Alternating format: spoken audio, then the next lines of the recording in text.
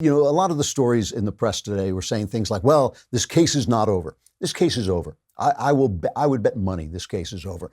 They will never find another witness like Epstein who has the proof. Now, anybody can make any accusation against anybody from now on, and there's nobody around to say that did or didn't happen. From now on, it's all going to be he said, she said. Maybe they can get this Ghislaine Maxwell. Maybe they can go after her. That's what some of the people are suggesting. But who else? Who else is going to have the evidence? How are they going to construct the evidence they need to get these people so powerful, whose lawyers are so good? This case is over. This guy, I'm telling you, I will be shocked if anybody pays the price for this. And so now everybody starts to say, oh, the conspiracy theories, instant conspiracy theories. Everybody is going to, have a conspiracy theory. And of course, President Trump, you know it, he's got to be there. He retweeted something that showed, it said Bill Clinton, the Bill Clinton body count. We'll talk about, Michael Knowles is going to come on and talk about the Bill Clinton body count because it is a funny story. But Donald Trump, who, one of the things about Trump is that he has no sense that he is now president of the United States with special responsibilities. That sense has grown on him a little bit, but he's still doing, it's one thing for a billionaire playboy to be tweeting out about Barack Obama's birth certificate.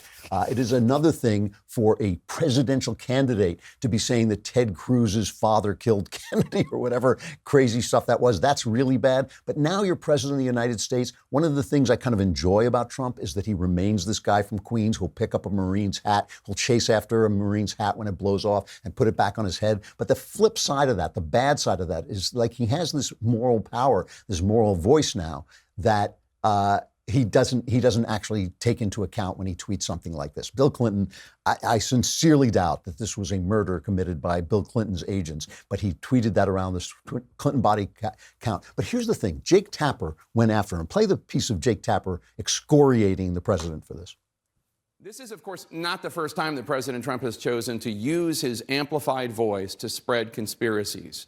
He lied about President Obama's birthplace. He suggested Ted Cruz's father might have been involved in the JFK assassination. He lied that he saw American Muslims in New Jersey on TV celebrating 9/11 when there is no such tape. Fair enough.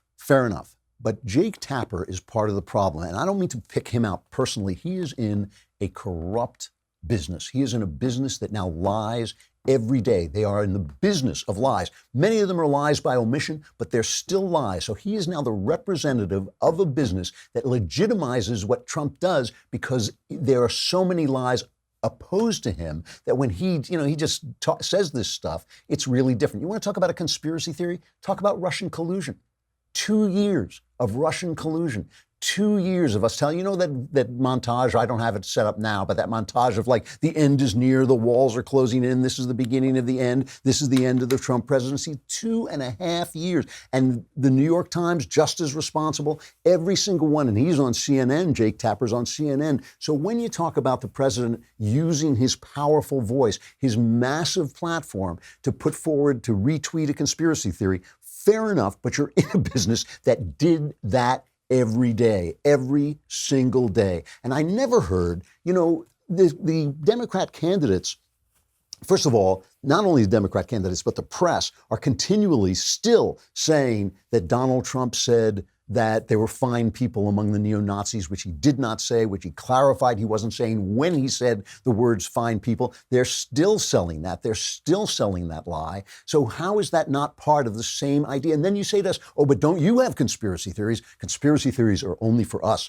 We're the media. Stand back. The conspiracy theories, the Russian collusion, that's just us. We're allowed to do that. But if you do it, you're a bad guy, Michael Brown, the killing that destroyed Ferguson.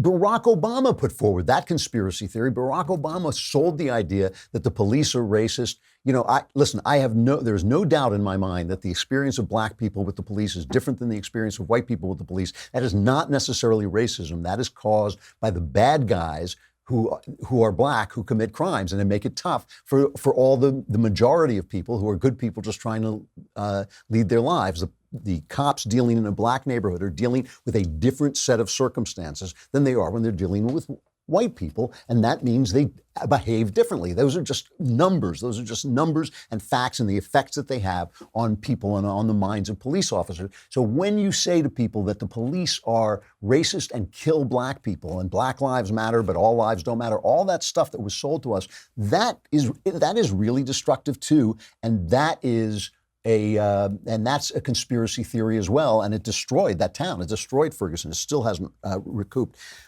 But more than this, right? More than this, it's the lies by omission, okay? You read the New York Times over the last couple of days, the El Paso shooting, El Paso, every single day, every front page, all the ways. Today there is a thing saying that the El Paso shooter echoed the ideas of conservative commentators, right?